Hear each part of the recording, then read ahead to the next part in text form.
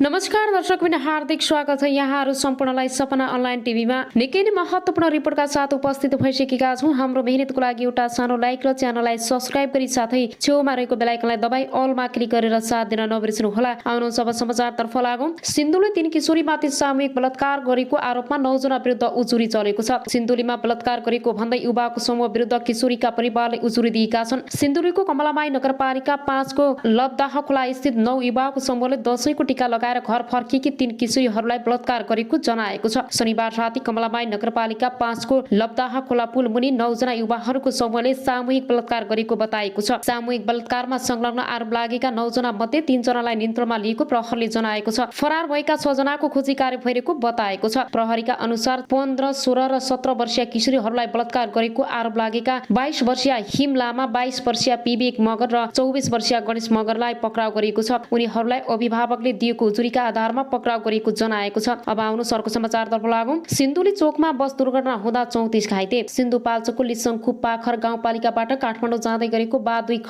3264 नम्बरको बस लामो साँगो जिरी सडक खण्डको 6 किलो नजिकै आज दुर्घटना भएको छ। बसमा सवार 35 यात्रु घाइते भएका छन् भने सहचालक सहित 4 जनाको अवस्था गम्भीर रहेको र थप उपचारको लागि धुलीखेल अस्पताल पठाएको जिल्ला प्रहरी कार्यालय सिन्धुपाल्चोकका सूचना अधिकारी प्रहरी नायब उपरीक्षक दक्षी कुमार बस्नेतले जानकारी दिनुभयो। अन्य घाइतेहरूको खाँडीचौर स्थित सदाबहार अस्पतालमा उपचार भइरहेको, सबैको अवस्था सामान्य रहेको छ। बसको ब्रेक फेल भएर दुर्घटना भएको हुन सक्ने अनुमान गरिएको जिल्ला प्रहरी कार्यालय सिन्धुपाल्चोकले जनाएको छ। काठमाडौँ धुलीखेलमा सञ्चालक हुने बस यात्रु बोकेर काठमाडौँ आउँदै गरेको थियो। अब आउनुहोस् अर्को समाचारतर्फ लागौँ। जुवातास खेलिरहेको अवस्थामा कप्पनबाट 10 जना पक्राउ परेका छन्। प्रहरीले जुवातास खेलिरहेको अवस्थामा काठमाडौँ बडा नीलकण्ठ नगरपालिका 10 बालुवा खानीबाट 10 जनालाई नियन्त्रणमा लिएको छ। महानगरीय प्रहरी प्रभाग कप्पनको टोलीले जुवातास खेलिरहेको अवस्थामा 10 जनालाई नियन्त्रणमा लिएको हो। उनीहरूको साथबाट 2,34,000 रुपियाँ, 12 थान तास बुक र कौडा दाना फेला पारेको प्रहरीले जनाएको छ। उनीहरूलाई थप अनुसन्धान तथा कारबाहीको लागि महानगरीय प्रहरी विरुद्ध बौद्ध पठाइएको प्रहरीले जनाएको छ। अब आउनुहोस् अर्को समाचारतर्फ लागौँ। झाडा पखालाबाट कपिलवस्तुमा 4 को मृत्यु भएको छ। विगत केही समयदेखि कपिलवस्तुमा फैलेको झाडा पखालाबाट हालसम्म 4 जनाको मृत्यु भएको छ। स्वास्थ्य तथा जनसङ्ख्या मन्त्रालयका अनुसार 45 वर्षीय पुरुषको घरमै 7 वर्षीय बालकको निजी क्लिनिक र 5 वर्षीय बालक बालिका र 2 वर्षीय बालक अस्पतालमा ल्याउँदै गर्दा झाडा पखालाकै कारण मृत्यु भएको बताएको छ। यस्तै हालसम्म कपिलवस्तुको कृष्णनगर नगरपालिका वडा 7, 8 र 9 वडामा गरी 885 जना संक्रमित भएको र 24 जना संक्रमित उपचार रहेको मन्त्रालयले जनाएको छ। प्रभावित क्षेत्रमा पिउने पानीमा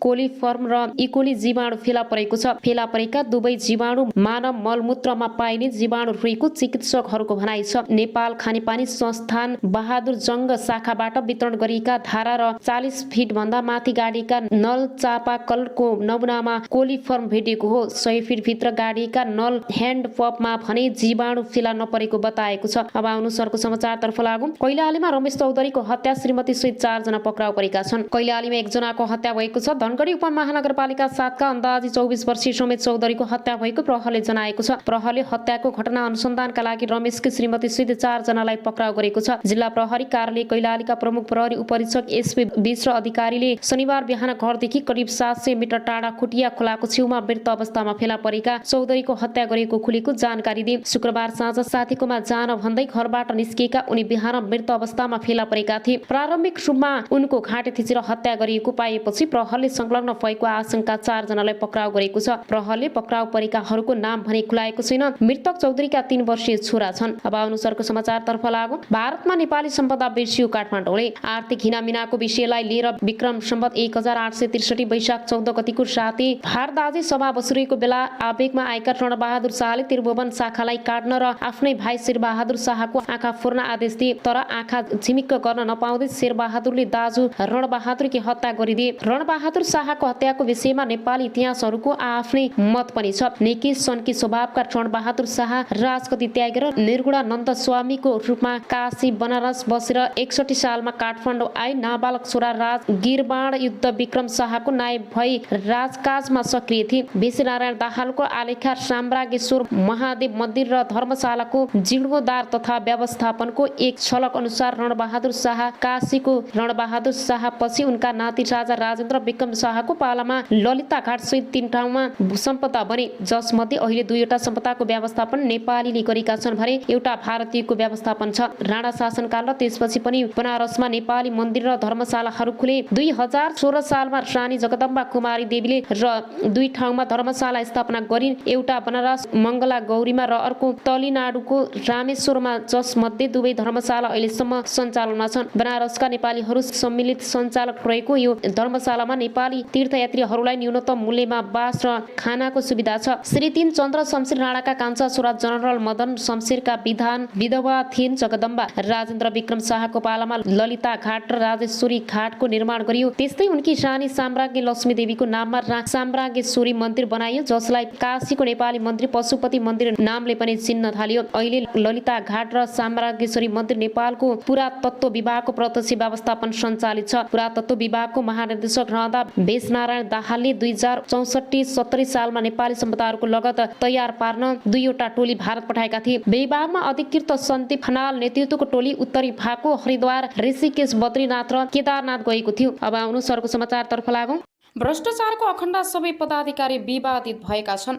जनताको उपचार गर्न र चिकित्सक उत्पादन गर्न पूर्वी नेपालको धरानमा स्थापित बीपी कोइराला स्वास्थ्य विज्ञान प्रतिष्ठान भ्रष्टाचारको अखण्ड बनेको छ। मुलुकको पहिलो जननिर्वाचित प्रधानमन्त्री बीपी कोइरालाको नाममा स्थापित विश्वविद्यालयको निकासा पछिल्लो 2 वर्षको अवधिमा 3 उपकुलपति भ्रष्टाचारको आरोपमा मुछिनेले त्यही संकेत गर्छ।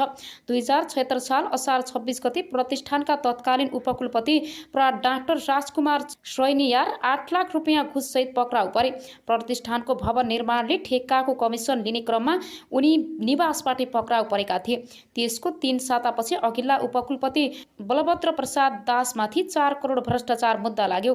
दुवै मुद्दा विशेष अदालतमा विचाराधीन भएका बेला नयाँ पदाधिकारीहरू पनि रत्तिभर डराएनन्, अनियमितता गरिरहे। सरकारले गठन गरेको कार्यदलले उपकुलपति ज्ञानेन्द्र गिरी भ्रष्टाचारको आरोपबाट उम्किन नसक्ने गरी सरकारलाई मंगलबार प्रतिवेदन बुझाइसकेको छ। अख्तियारले गम्भीर रूपमा छानबिन गर्ने हो भने अहिलेका उपकुलपति गिरी सहितका पदाधिकारी जोडिने ठाउँ नै छैन। कार्यदलका एक सदस्यले अनलाइन खबरसँग भने राजनीतिको आडमा नियुक्ति भएपछि मलाई जे गर्न पछि छुट हुन्छ भन्ने सोचले यस्तो अवस्थामा पुर्याएको हो। उनी आफू त बदनाम भए संस्था समेत खराएसी बनाए। स्त्री रोग विशेषज्ञ समेत रहेका प्र डाक्टर मोहन चन्द्र रेग्मी फिस्टुलालाई रोग विशेषज्ञ हुन विशेषज्ञहरूको समुदायमा उनी राम्रा प्राचीन व्यक्तिको रूपमा चिनिन्छन्। बीपी कोइराला स्वास्थ्य विज्ञान प्रतिष्ठानमा कार्यरत रहेका उनलाई कता कता कार्यकारी र व्यवस्थापनका पदमा जाने महत्वाकांक्षा बढ्यो। प्रतिष्ठानका उपकुलपति डाक्टर ज्ञानेन्द्र गिरीसँग हिमचिम बढाएका उनले सुरुमा अस्पतालका निर्देशकको पद ताकेका थिए। अस्पतालका निर्देशक गौरी शंकर शाह आफैमा योग्य नभएको जानकारहरू बताउँछन्। उपकुलपति गिरीको साथमा शाहलाई पदमुक्त गरेर अस्पताल निर्देशक पदमा जाने रेग्मीको प्रयास सफल हुन सकेनन्, तर त्योभन्दा माथिल्लो रजिस्टर बन्न सफल भए। सुरुमा उपकुलपतिसँग मिलेर काम गर्नुभयो, पछि अधिकारहरू नदिएपछि विरोधमा उत्रिनु भयो। प्रतिष्ठान स्रोतले भन्यो त्यत्रो राम्रो छवि बनाएको मान्छे बेकारमा अनियमितता र चालझेलको मतियारको रूपमा मुछिनु भयो। अहिले अख्तियारमा रेग्मीमाथि समेत छानबिन चलिरहेको छ। प्रतिष्ठानका उपकुलपति ज्ञानेन्द्र गिरीको किस्सा अझै रोचक छ। लामो समय कोशी अञ्चल अस्पताल विराटनगरका काम गरेका गिरीले सेवाकालको अन्तराधीर सुनिल शर्माहरूसँग मिलेर नोभेल मेडिकल कलेज खोलेर संस्थापक अध्ययन पनि भए। शर्माको समूहले चेपुवामा पारेपछि उनी कौडीको भावमा शेर बेच्ने बाध्य भए।